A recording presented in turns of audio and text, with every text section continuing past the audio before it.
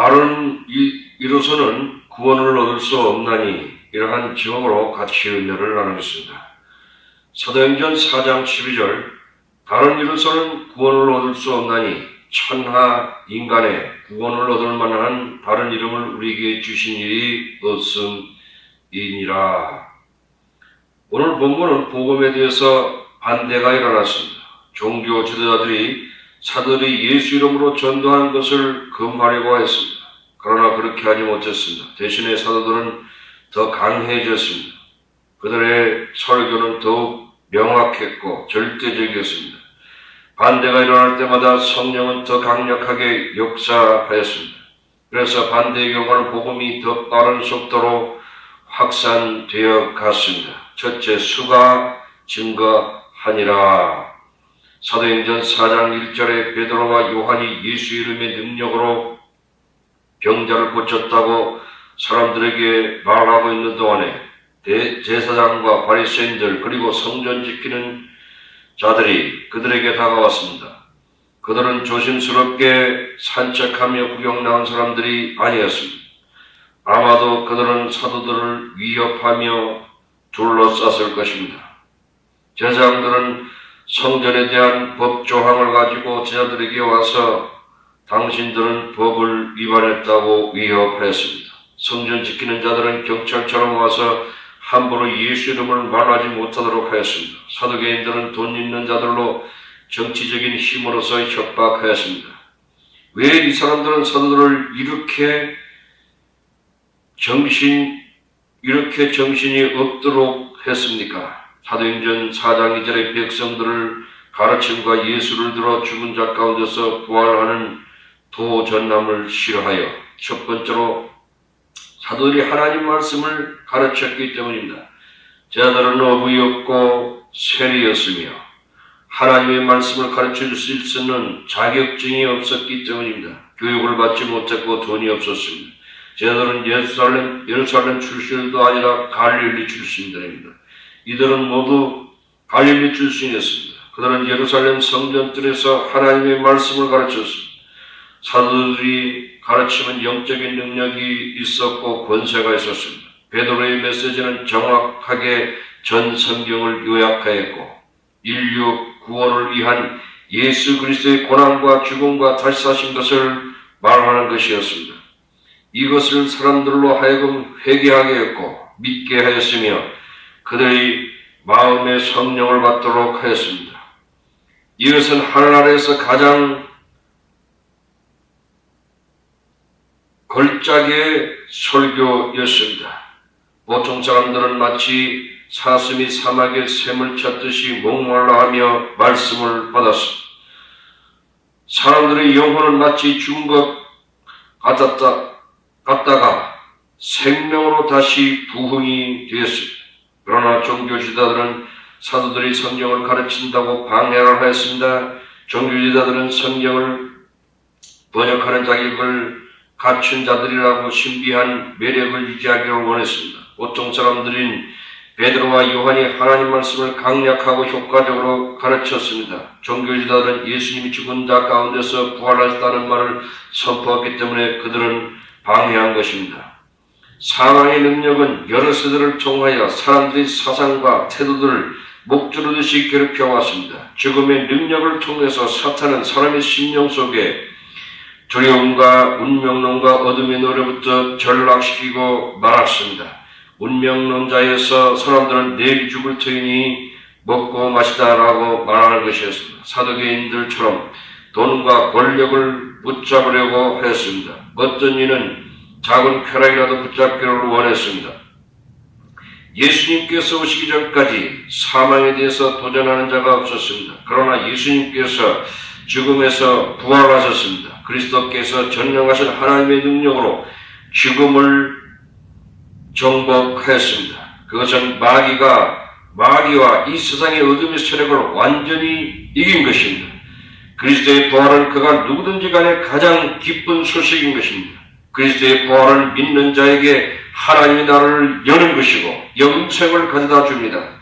세상을 사랑하는 것을 회개하지 않으면 부활의 설교를 싫어하는 사탄 편을 택할 것입니다. 베드로와 요한이 예수 안에서 죽은 자의 부활을 전하자 사도계인들은 무섭게 방해했습니다. 성전 경비대는 베드로와 요한을 수갑을 채웠습니다. 그리고 범죄인처럼 다뤘고 밤새도록 감옥에 가뒀습니다. 사도행전 4장 4절의 말씀을 들은 사람 중에 믿는 자가 많으니 남자 수가 약 5천이나 되었더라. 베드로와 요한을 본 사람은 수갑을 채운 것을 치우고 그들이 전하는 예수를 믿었습니다. 믿는 사람의 수가 5천 명이나 되었습니다. 복음이 역사할 때 또한 반대도 일어났습니다. 그러나 반대는 복음을 중지할 수가 없었습니다. 복음은 반대 속에서 왕성하게 퍼졌습니다. 둘째, 구원은 오직 예수 그리스도 안에서 찾을 수 있는 것입니다. 베드로와 요한은 밤에 감옥에서 정치적인 범죄인으로 하룻밤을 보냈습니다. 사도행전 4장 5절에 이튿날 관원과 장로와 서기관들이 예루살렘에 모였는데 바리새인들과 사두개인들은 전에 친하지 않았지만 사도들을 공격하는 데서 하나가 되었습니다. 바리새인과 사두개인들은 전에 하나가 되지 못했습니다. 사도들을 공격하는데 하나가 된 것인데 이스라엘을 강력하게 영향을 미치는 권력가들이 뭉쳐서 사도들을 공격한 것입니다. 사도행전 4장 6절에 대제사장 안나스와 가야바와 요한과 알렉산더 및 대제사장의 문중이 다 참여하여 안나스와 가야바는 예수님을 십자가에 못 박도록 영향력을 미친 사람입니다. 조직을 이용하여 무죄한 사람을 십자가에 못 박은 것입니다. 정치적으로 영향력을 미치는 사람들이 사도들을 그들 앞에 데려갔습니다. 사도행전 4장 7절에 사도들을 가운데 세우고 묻되 너희가 무슨 권세와 네 이름으로 이 일을 행하느냐? 그것은 사도들에게 가장 위협적인 범법자로 만드는 것이었습니다. 그들은 예수님을 향해서 고소했던 것을 사도들에게 똑같이 하고 있는 것입니다. 그들은 사도들이 행한 명백한 기적을 부인할 수 없었습니다.